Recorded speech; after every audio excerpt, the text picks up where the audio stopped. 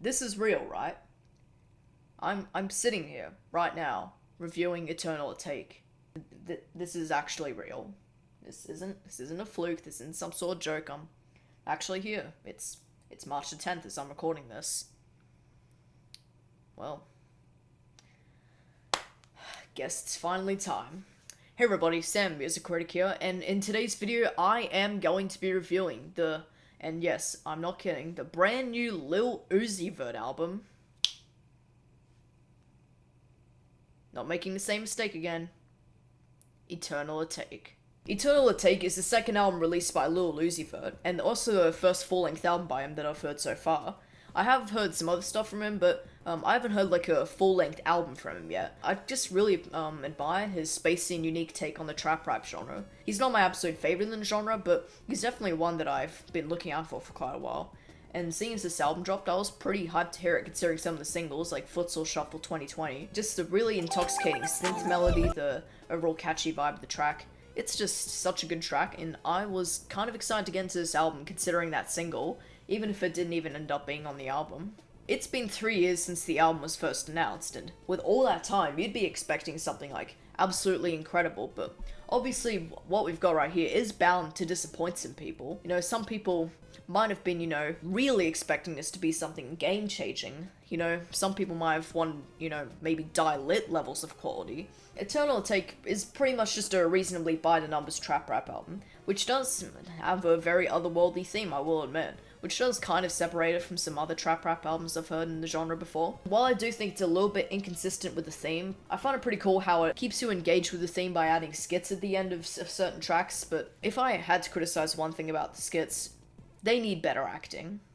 It just needs better acting, man. Oh my god! But nonetheless, even despite it not being the absolute trap rap odyssey that some people are wanting, it's still pretty solid and fun most of the time, and it honestly isn't even that bad of an album. It's pretty good. If you're expecting something really deep and philosophical, then this is probably the last album you should turn to. And that's really not even a bad thing. You know, the lyrics aren't anything too special, they're just, hey yo, I just got myself a girl, and then I got myself this other girl, and then I, went to the club, and I got myself 3 other girls. The standard braggadocious type trap rap you'd find. The lyrics don't usually stick in your head most of the time, as they're not usually like, outstandingly awful. At least not most of the time. But that is unless the line is like repeated a whole lot, like, on the songs Pop or Priceless. That way they just kind of, get engraved into your head, and in my opinion, that could either really save the track or just kind of hurt it to a point where it just kind of gets obnoxious, if you kind of, get where I'm going with this. Uzi's flow on the album is quite fun and enjoyable most of the time. He's a pretty enjoyable vocalist, and the melodies he brings to the songs are honestly pretty fun and get stuck in your head pretty easily. There's so many examples I could list, like, Venetia, Baby Pluto, Secure the Bag, Urgency, I could go on. On some tracks he doesn't really bring too much to the table, and that's definitely present in the first half. That's the point I want to get onto later though, so let's move on for the time being, and get on to the production. The production's definitely very solid and fun, and even quite atmospheric on times, and it can even help strengthen some really weak hooks, and I'll get onto that as well. One part I really want to shout out about this album is the choir in some of the backgrounds of songs. It adds a certain vibe to the tracks, and it just makes for some of the most fun and enjoyable tracks in the entire album. I'm gonna list a couple of examples of some of my favorite production on the album, things that I thought really stood out for me. The track Baby Pluto, the intro to the album, is really enjoyable and has some of the best production on the whole album, and it's definitely a great way to start this album and really introduce you to this world that is Eternal Atake. I really enjoy the spacious and open feel of the track Bust Me, as it's just given so much room, and the choir in the background just gives it this we made it type of vibe. That's just what makes it one of the best tracks in the album for me. And the track Venetia has a somewhat nostalgic sound to it, and that just makes it so much more enjoyable. It has that sort of nostalgia where it feels like you're opening something from like Amazing Sonic Scene Maker 2 or something.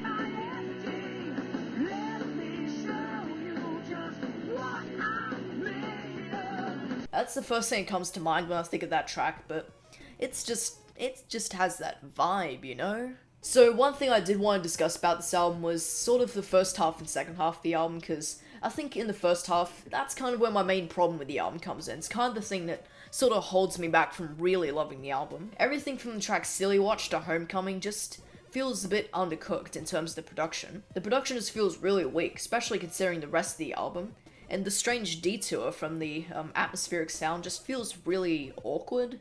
And it kinda sucks too, because the track Pop, one of my least favourites on the album, leads in incredibly well to You Better Move with this skit of Uzi being abducted.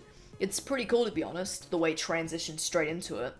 But then they just keep repeating the same sound effect over and over again. It just makes for such a disappointing drop. You could have done so much with that track, but it's just so half-baked. Most of the stretch just feels like something DaBaby should be rapping over, not Lil Uzi Vert. Once it reaches the track I'm Sorry though, that's when the production really picks up again, and it's when Uzi's sticking to that atmospheric sound that it really just works better for him, because these more minimalistic beats just don't usually support him very well in my opinion. So I think some of the things that weaken this album a little bit are definitely the hooks, because there aren't too many hooks that really stand out to me, like hooks that really just like, you know, get stuck in your head over and over again. Like Die Lit, you've got things you can chant all the time. I'm on the beans for real, I'm on the lean for real, I'm on the beans for real, I'm on the lean for real.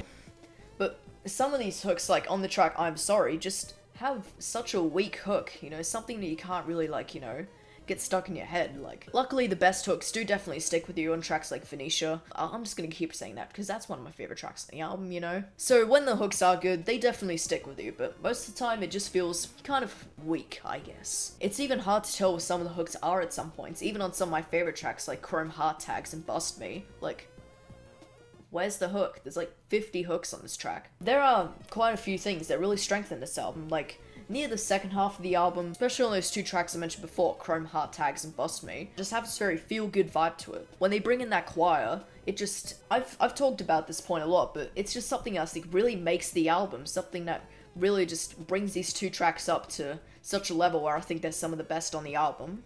I think one of my favorite points in the album is on the track Urgency, where Uzi and Sid are basically duetting on this chorus, and they have a really good chemistry. Sometimes the track can feel a little bit, you know, separated between the two, like sometimes, you know, they might not gel very well, at least on the separate verses, but when they come together on the chorus, it really feels like they're just like, they just work so well together. They just, boom, crash. Get what I mean? Once we reach the final track on the album, P2, I think the callback to EXO Tour Life, I think it's actually kind of like a part 2 of the song. I thought it was a bit of an awkward ender at first, but has grown on me over time, although I'd much rather listen to EXO Tour Life as it feels a little less awkward, but it's still mostly a good ender to the album, and yeah, that's just what I think, bro.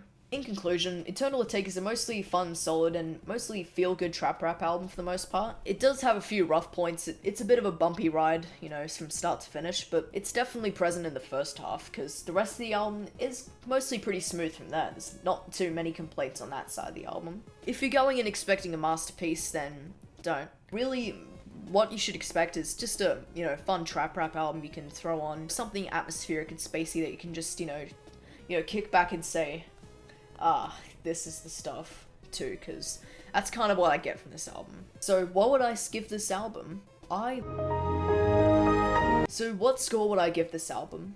Well, I'm so glad you asked, viewer, who I cannot hear right now. I'd give it a 7.2 out of 10. That is what I'd give it. Thank you all for watching this video, and I will see you in the next. Goodbye, Epic.